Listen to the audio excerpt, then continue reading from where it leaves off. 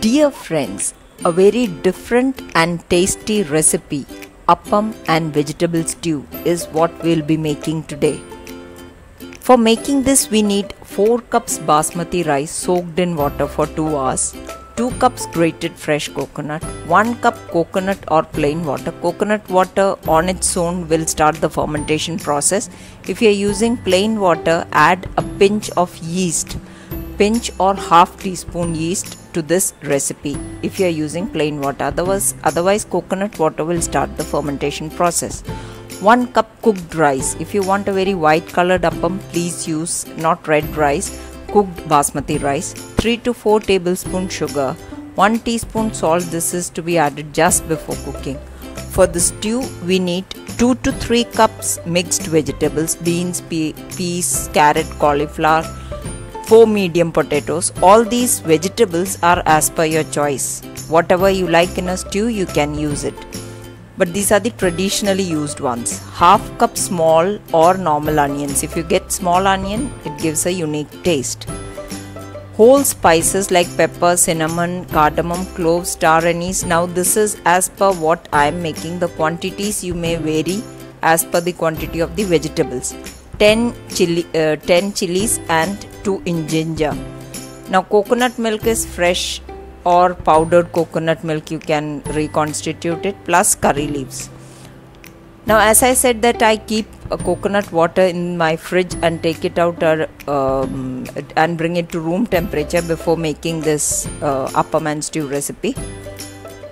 I have filtered that which I had coconut water which I had kept. You may use store-bought coconut water also for this recipe, but you have to use it at room temperature.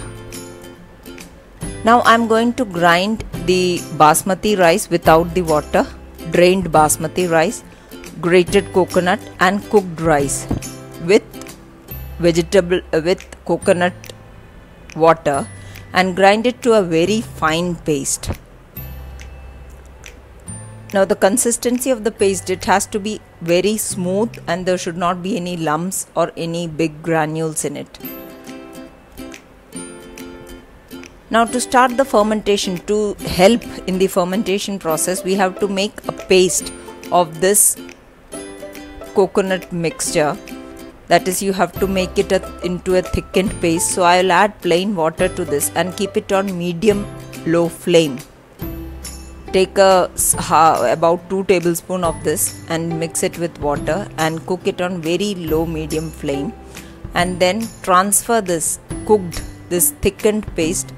This is similar to a tangzong paste we sometimes make, and then mix it into this bowl.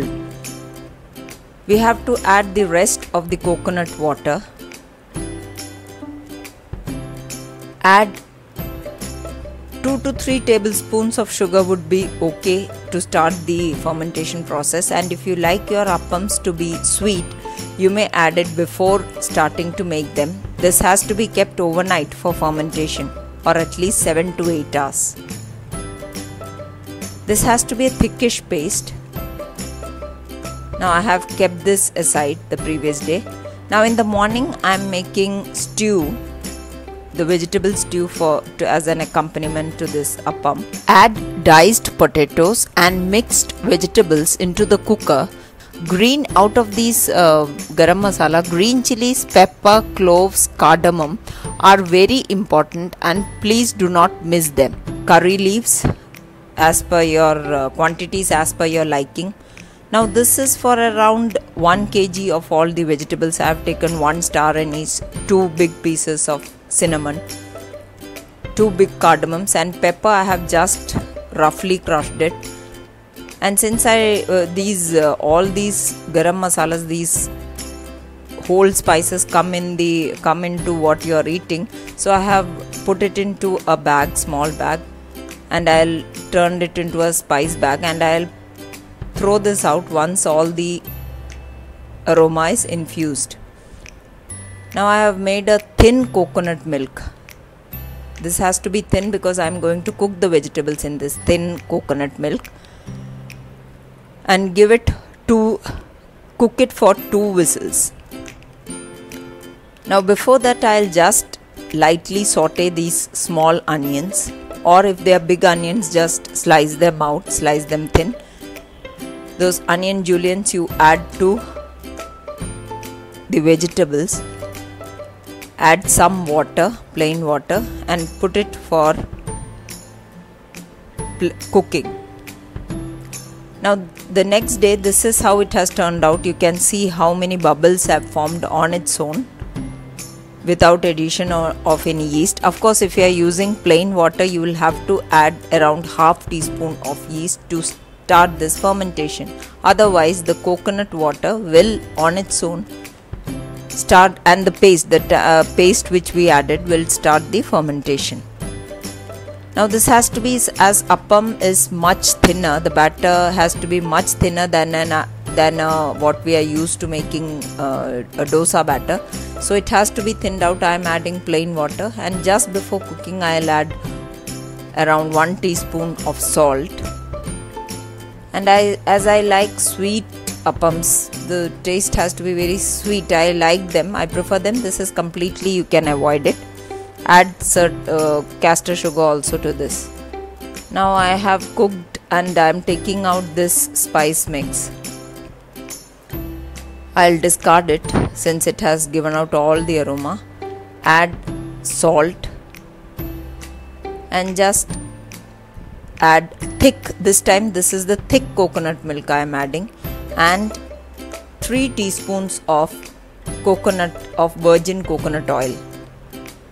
This gives it a very aroma of coconut. Now this is the appam chatti which is available from Prestige. I've just slightly oiled it and just pour a ladle and swirl it around like I have done here. Do not add too much of batter to this, because otherwise the center would be too thick to cook. So just 1 ladle would be enough. And then swirl it around so that instantly you can see how many bubbles are being formed. And close the lid, and this has to be kept on low to medium flame, never on high flame. It has to be on low to medium flame. Now if you do not have a appam chatti, you can make it in plain dosa tawa also. Now on this dosa tawa we will spread out, just that the shape would be different. The taste is equally good on this.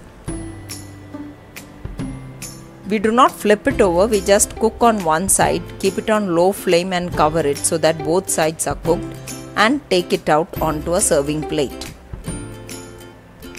You can make even 2 small ones on this, if it is a bigger pan, or on a non-stick pan also this can be done easily. So you can see both the sides are cooked and underside is also cooked. Now take these out